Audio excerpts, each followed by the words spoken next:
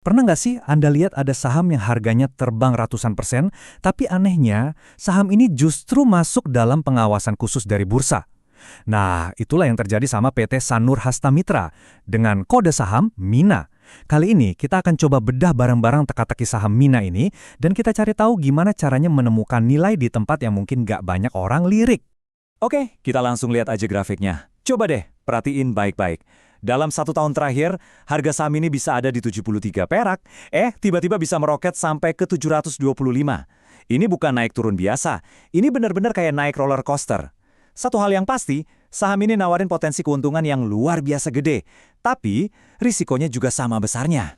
Tapi, ya itu dia. Di balik potensi keuntungan yang menggiurkan tadi, ada lampu kuning dari bursa. Saham MINA ini masuk ke dalam papan pemantauan khusus. Nah, ini dia yang bikin kasusnya jadi menarik banget. Ada potensi yang sangat besar, tapi di saat yang sama, ada pengawasan yang super ketat. Ini nih, inti permasalahannya. Di satu sisi, kita lihat keuntungannya udah 302% dari awal tahun. Wow! Tapi di sisi lain, ada status FCA atau Full Call Auction yang nandain risikonya tinggi banget. Jadi kita mesti percaya yang mana nih? Kenaikan harganya yang gila-gilaan atau peringatan dari sistem bursa? Yuk kita cari tahu jawabannya bareng-bareng. Sebelum kita makin pusing sama angka dan istilah-istilah tadi, kita mundur dulu sebentar. Pertanyaan dasarlah dulu deh. Perusahaan ini sebenarnya bisnisnya apa sih? Apa yang mereka kerjakan sampai bisa menarik perhatian pasar kayak gini? Jawabannya sebenarnya cukup simpel. MINA ini adalah perusahaan investasi dan pengembangan properti. Nah, tolong diingat ya kata kuncinya, properti. Artinya, bisnis mereka tuh ada wujudnya, ada aset realnya, yaitu tanah dan bangunan. Dan ini bakal jadi fondasi penting buat analisis kita selanjutnya. Dan bisnisnya pun nggak cuma satu, ada pengembangan properti, ada perhotelan, dan bahkan ada rencana mau masuk ke sektor energi. Tapi, coba perhatiin poin yang paling penting di sini, bank tanah atau land banking. Aset mahkota mereka itu tanah seluas lebih dari 40.000 meter persegi di lokasi super premium, Sanur, Bali. Inilah yang bikin MINA jadi beda. Biar lebih kebayang, ini ada 2 proyek utama mereka.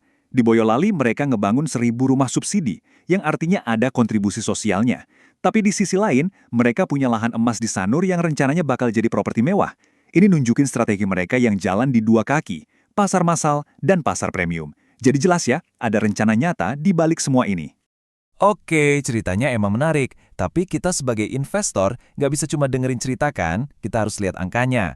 Nah sekarang, ayo kita bedah sisi keuangan dan risikonya buat mastiin ceritanya seindah angkanya atau enggak. Siap-siap ya, angka pertama yang bakal bikin kita kaget adalah price to earnings ratio atau PE ratio-nya yaitu 940 kali. Ya, Anda nggak salah dengar, 940 kali. Ini angka yang tinggi banget. Artinya, pasar menghargai perusahaan ini 940 kali lipat dari laba bersih tahunannya. Kalau pakai kacamata investor konvensional, ini udah red flag gede banget. Nggak berhenti di situ, price to book ratio-nya ada di angka 11. Maksudnya, pasar rela bayar 11 kali lipat dari total nilai aset bersih yang tercatat di pembukuan perusahaan. Buat investor penganut aliran nilai, lihat 2 angka ini aja mungkin udah cukup buat langsung ninggalin saham ini. Tapi, jangan buru-buru. Terus, papan pemantauan khusus atau FCA ini apaan sih?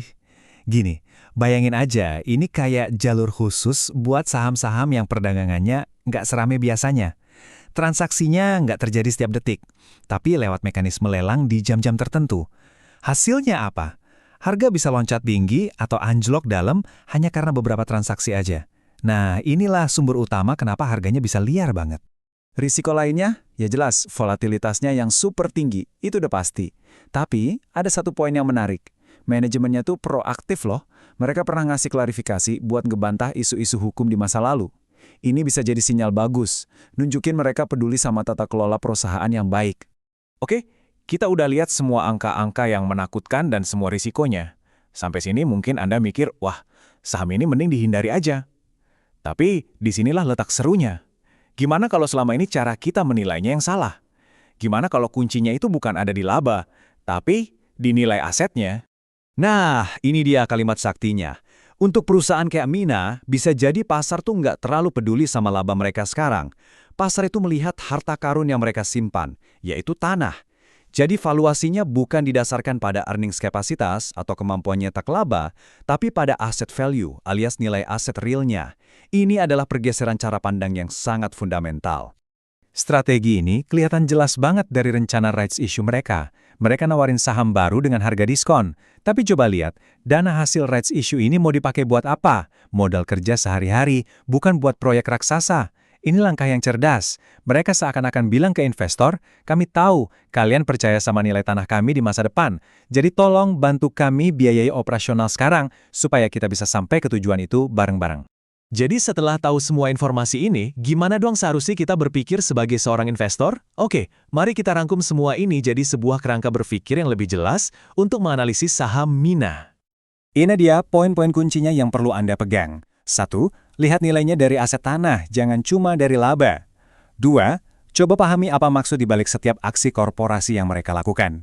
3. Siapin mental dan portofolio Anda untuk guncangan harga yang hebat. Dan yang terakhir, sadari bahwa ada jurang antara valuasi pasar dengan kinerja keuangan saat ini, lalu tanyakan, kenapa? Pada akhirnya, semua ini kembali lagi ke diri Anda. Nggak ada jawaban yang mutlak benar atau salah. Pertanyaannya adalah, dalam filosofi investasi Anda pribadi, mana yang timbangannya lebih berat? Potensi nilai aset di masa depan yang mungkin luar biasa tapi belum pasti, atau laba bersih yang kelihatan nyata di laporan keuangan saat ini? Cara Anda menjawab pertanyaan ini itulah yang akan menentukan apakah saham seperti Mina ini cocok untuk Anda atau tidak.